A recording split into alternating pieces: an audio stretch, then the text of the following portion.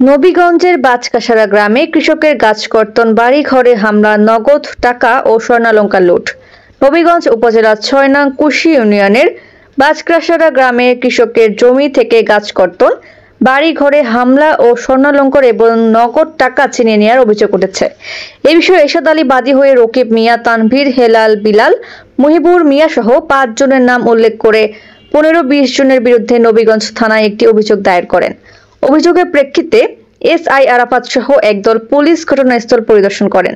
অভিযোগ সূত্রে জানা যায়, দীর্ঘদিন ধরে বাজকাসারা গ্রামের মৃত বাজিদ উল্লাহ পুত্র এরশাদ আলীর সাথে একই গ্রামের মৃত মোসব্বির এর পুত্র রকিব মিয়া, রকিব মিয়ার পুত্র তানভীর মিয়া, আব্দুল সামেদ এর পুত্র হেলাল মিয়া ও বিলাল মিয়া, মুকিতের পুত্র মুহিবুর মিয়া গংদের বিভিন্ন বিষয়াদি নিয়ে বিরোধ চলে আসছিল।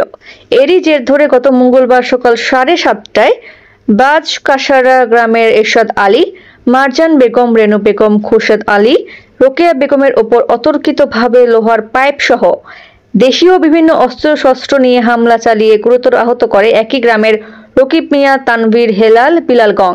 কেবল হামলা চালিয়ে শান্ত হয়নি, পরে তারা এরশাদ আলীর জমিতে রোপণকৃত বিভিন্ন প্রজাতির ১০০টি গাছ কেটে ফেলে এবং বাড়িঘরে হামলা করে ঘরের শোকেসের ড্রয়ারের তালা ভেঙে নগদ ১ লক্ষ টাকা ও ১ লক্ষ টাকা মূল্যের একটি চেইন ও ১ জোড়া কানের দুল চুরি করে নিয়ে যায়। আহত এরশাদ আলী, মারজান বেগম, রেনু বেগম, খুরশেদ আলী ও রোকেয়া বেগম স্থানীয় লোকজনের সহযোগিতায় নবীগঞ্জ উপজেলা স্বাস্থ্য কমপ্লেক্সে চিকিৎসা নেন।